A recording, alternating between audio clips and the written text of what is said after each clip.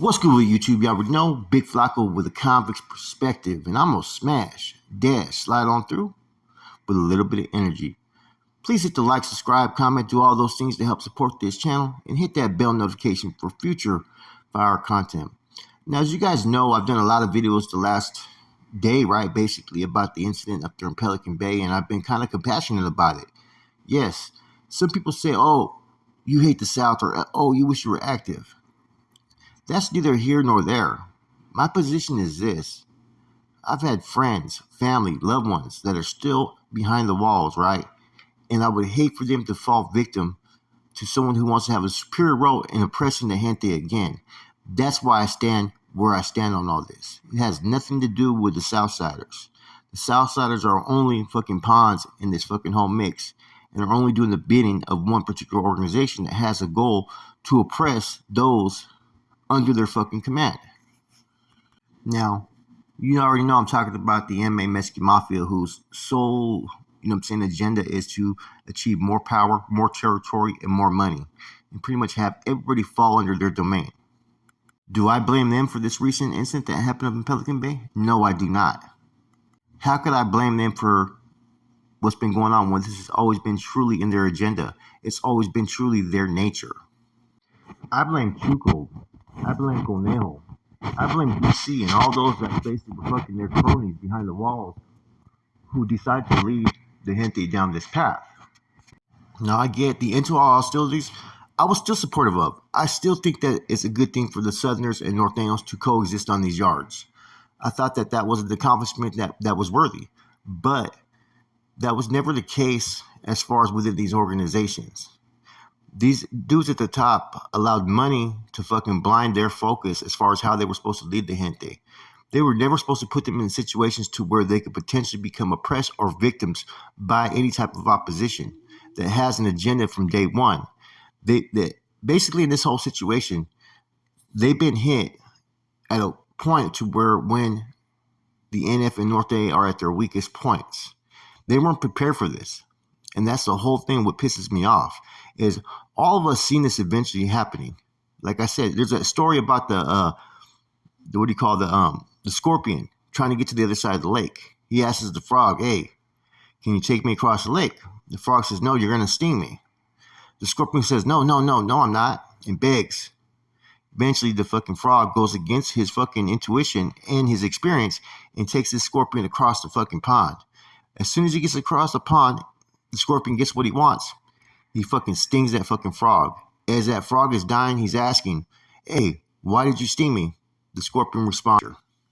Now, Chuco and them were actually basically shaking hands, making peace, kumbaya relationships in business, right? Now, I knew right when they actually hit fucking knockers that was basically a power play, force play by the fucking MA. That right there told me that this whole thing was never going to work out, period. That one group is always going to push their fucking will, regardless of what the situation or circumstances are, and that these carnales have lost fucking foresight, right, of where they're supposed to lead the gente, and they forget what's happened in the past, and they had no worry because they were only worried about fucking lining up their own fucking pockets. Now, the NF has, in a sense, separated itself on some of these lines, right? When you're a fucking leader, right, when you're a true believer, the North is your ultimate concern, your passion, and you become one with it. And that's what another former carnal told me that today, man. I was like, you know what? He's 100% right on that, man. You know what I'm saying? When you're a true believer, the North is your ultimate concern, your passion, you become one with it. Because this is your foot soldiers. These are the ones that are there, your fucking base, your security, there on those yards to push your agenda, the agenda for the familia. So you don't fucking just sacrifice them. You don't put them in fucked up situations.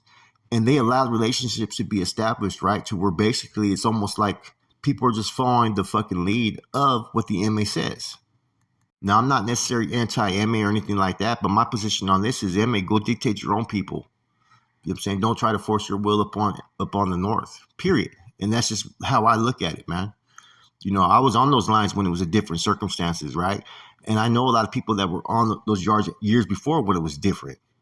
See, some of these cats came in the system with not a golden spoon, but a silver spoon in their mouth. And what I mean, they didn't have to go through the sacrifices, the struggles, or anything. Nowadays, on the lines, you got to worry about getting whacked by your own fucking homeboys for fucking either some drugs or a fucking cell phone or whatever it may be. It was never the fucking problems that the Gente's had before. So who's really leading the Gente in the right directions? That's why you have all this fucking disarray, and that's why you're having this issue that happened up in the Bay. People lost respect because they fucking were able to fucking infiltrate fucking through the weaknesses that these dudes allowed happen by opening the doors for relationships. Now, I've had some people say, hey, your Gente abandoned you in your situation and whatnot. That's not true because the Gente didn't have nothing to do with what happened out there in San Jose at that time. And even the True Filter explains that we were walking independently. So any complaint was falling on deaf ears. It wasn't going to get to where it needed to get because we were not acknowledging anybody else at that time. Here's a True Filter so you guys can see what I'm saying. Those were just rogue individuals that were selfish, thinking about themselves and lining their pockets up. The same thing. I was abandoned by them. So yeah, when I see the situations that happens with those from the north, that I have a lot of love for a lot of brothers that are still locked up, a lot of C's that are locked up. It's just a shame that what you're witnessing, that these ends were not in a position, right, to fucking defend themselves or prepare for what could come of this. You're supposed to lead the people away from oppression, not into it. So how can you fault any Sureño who's just following fucking his big homie's fucking directions? How could you fault the MA for doing what they've always been doing? It's the true nature of what they do. You can't blame them. This is just who they are, right? You can only blame those that were fucking money hungry, that compromised the Gente, their security, their safety, right? And had no morals when it came to what the true fucking meaning is of what they're supposed to do. They're supposed to always put the Gente first and foremost.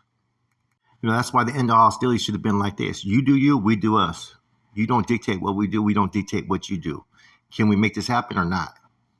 Many of us predicted this was what was going to happen, right? I knew that from way back then, man.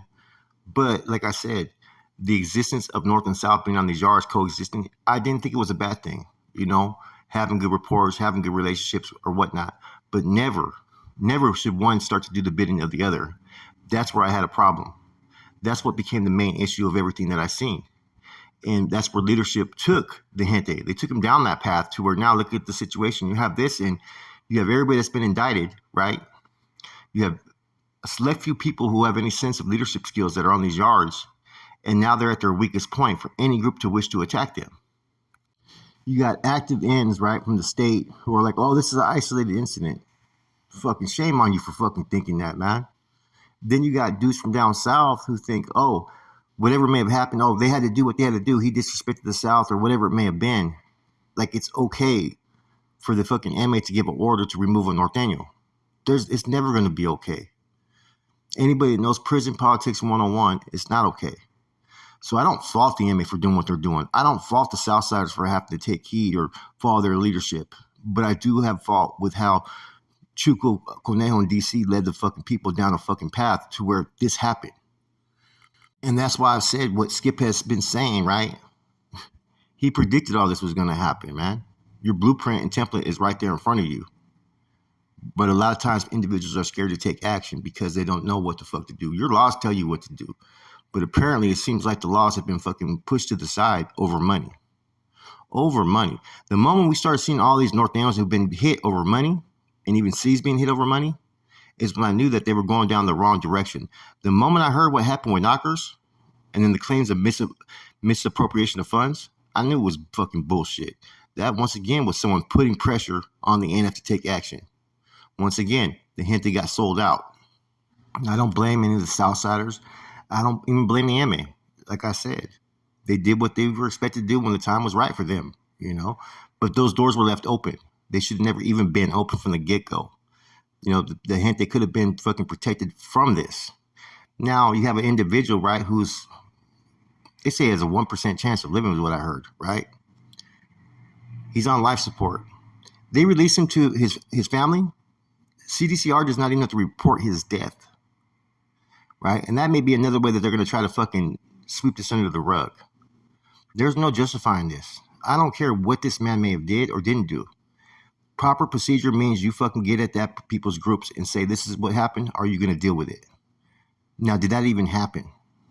Then I hear people saying, oh, well, if action takes course, they're jeopardizing the end of hostilities and all the money. Well, can't you say the same thing of this incident that happened in the Bay? Didn't they just jeopardize the end of hostilities? Didn't they just be the ones that jeopardized the money? Anyhow, I'm gonna be having an OG that's gonna be coming on. We're gonna work on it Thursday. I just got confirmation right now. We're gonna talk about all this, the past and whatnot, so people get a clear understanding how it was and what the agenda is of the other side from time to time. Okay.